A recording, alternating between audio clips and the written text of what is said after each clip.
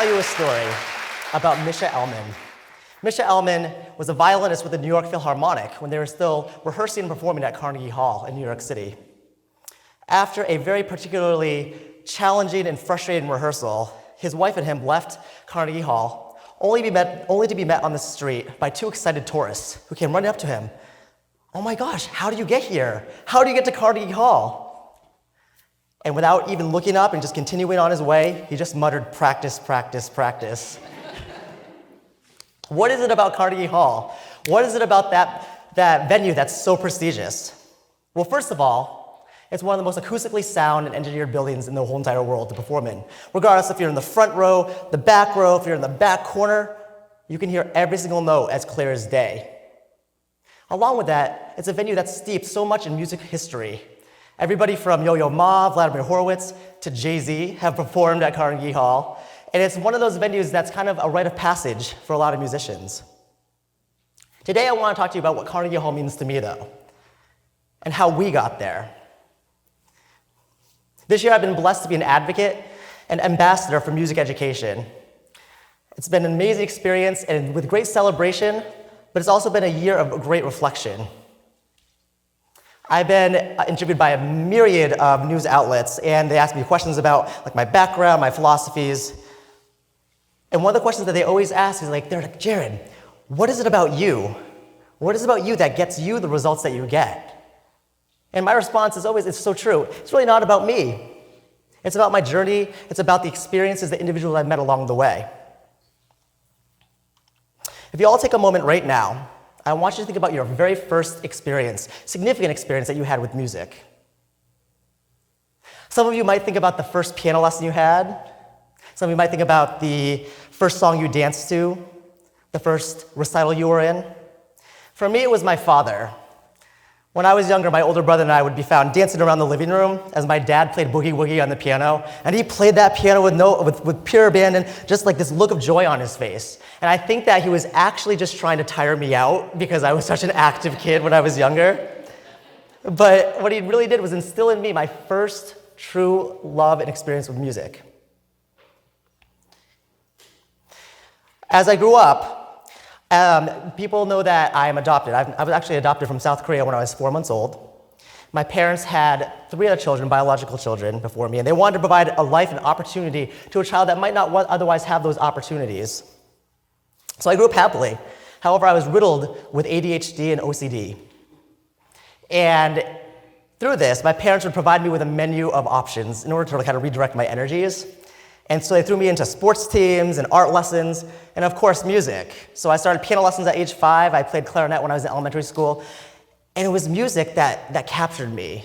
It was my net. It focused me, yet at the same time freed my mind from all the thoughts that constantly, quickly ran through my head. My mom would always tell me about the embarrassing stories about how I'd be throwing the biggest fit or biggest tantrum, and they'd put music on, and I'd just completely refocus. I don't know what it is about it. It's just the togetherness of those notes and the phrase, how they linger, it surpasses and it transcends any kind of human dialogue. It injects emotion that combines excitement and laughter with sadness and reflection.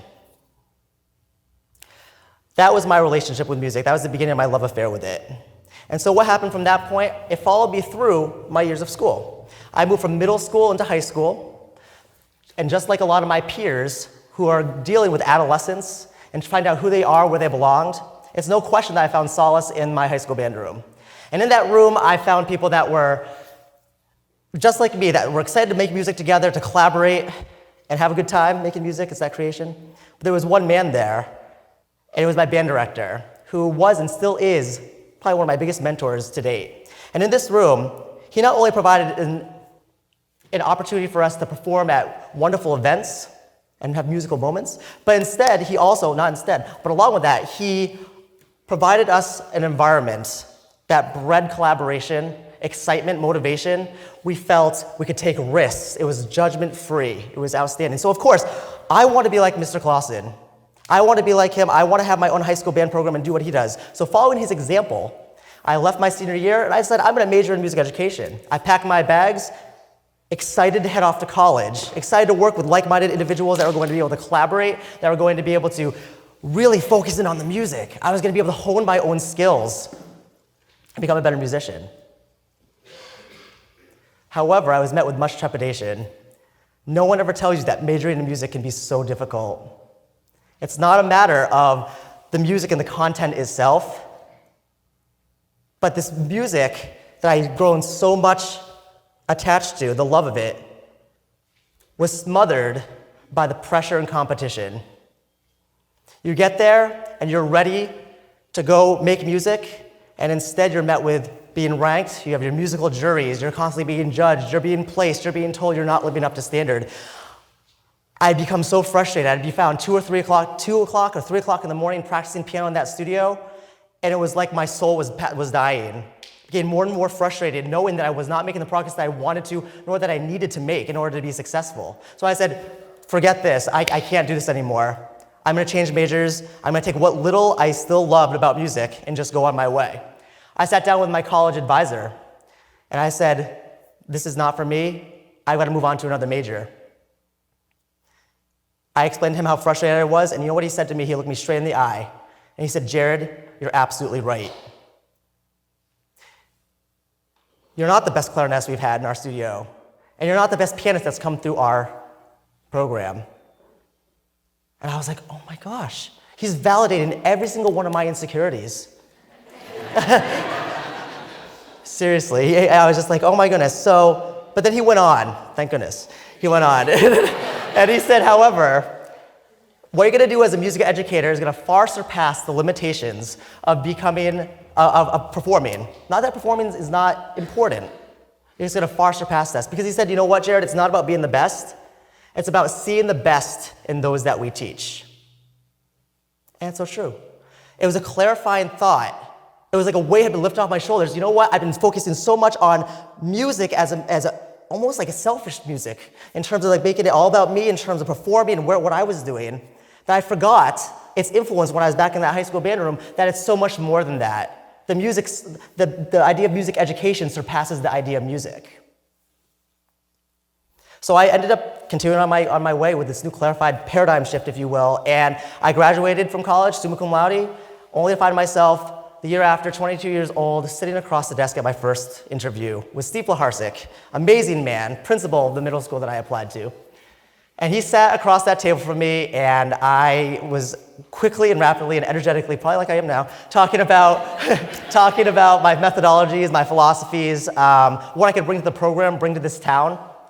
And you know, he looked at me just quietly, and I know looking back that he could have easily have gone for another candidate that was more experienced, that was older, that had more life experience, but he saw me for what I was.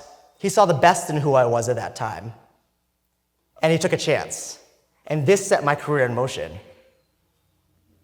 So, to diverge a minute, I want to talk a little bit about the importance. What is it about the arts? What is it about music that's so important? So there's a movie, Mr. Holland's Opus. Yeah, it's a great movie. In this movie, Glenn Holland is a music teacher, and he's being told after 30 plus years of servitude to developing his program, to having significant influence on his students, that he's going to be let go. They were cutting the music programs, the art programs, the theater programs. And in almost sarcastic retort, he says, you can cut the arts all you want, because pretty soon these kids aren't going to have anything to read or write about. In an age focused so much on school test scores, making annual year progress, Common Core standards, the arts tend to be displaced, pushed aside, making room for more important activities and more important disciplines. Ironically, in this 21st century job market, regardless if you're going to be a musician or an artist, or if you're going to be an engineer, a doctor, or a lawyer, you have to have creative skills. You have to be able to collaborate and work together to see multiple perspectives.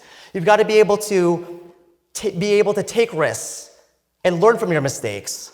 That's what the arts do. It brings us together in a way that unifies who we are, in a way for us to make progress. So I've taken this idea into my own career. In 2009, after working for 4 years at the middle school, I was hired as the first band director at Windham High School. This high school was brand new. There was no band program, curriculum, or anything like that before that time.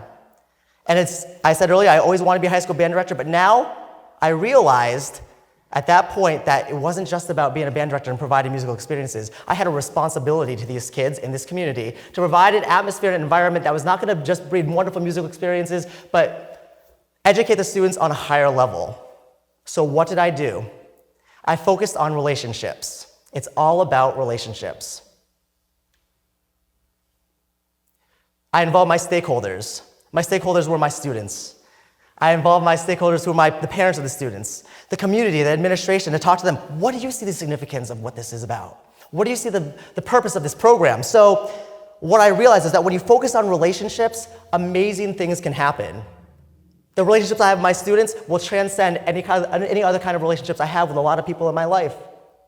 When you have relationships with the community, you can make them realize and help them realize that music and the arts is not just a fun extracurricular activity, but it has a significant impact on student achievement, self-esteem, cultural awareness. From a societal standpoint, music, the arts, with that relationship, you can see that it can have the impact of social and political change.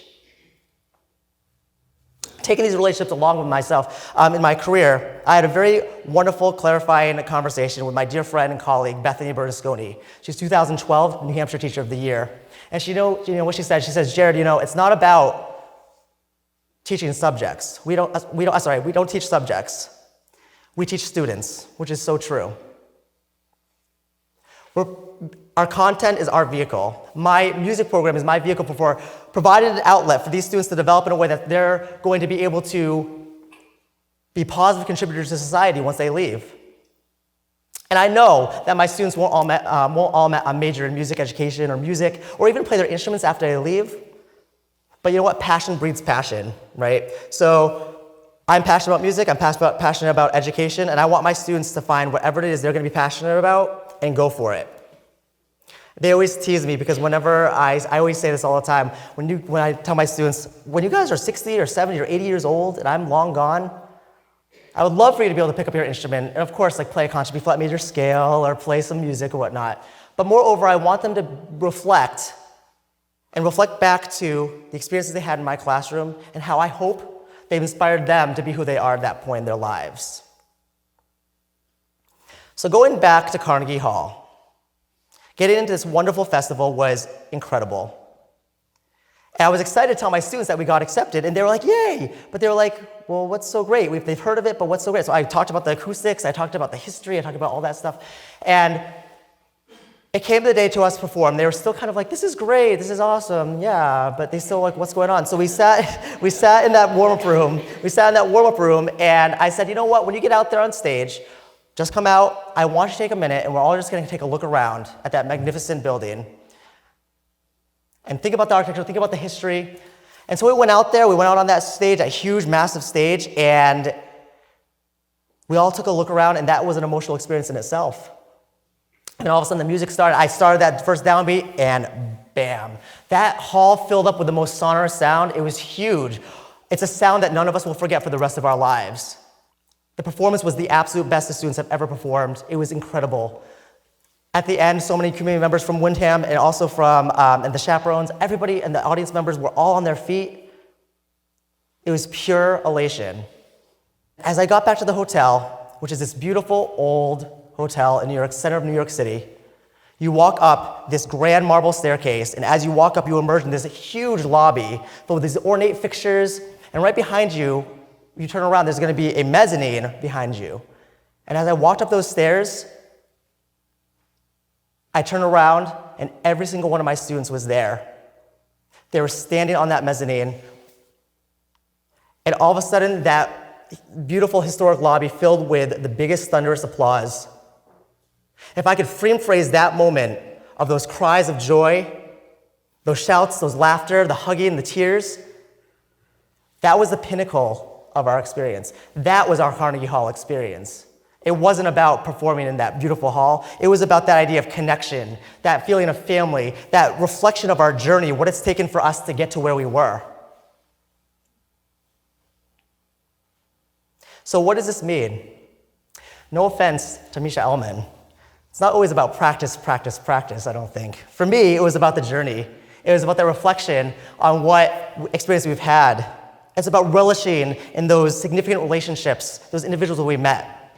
It's about seeing the best in those that we teach, seeing the best in those people that we meet each and every day. It's about it's following your inspiration to finding your passion about what you're going to be passionate about. So I leave you with this. I want you to think about your own Carnegie Hall. What's your Carnegie Hall, and how are you going to get there? Thank you.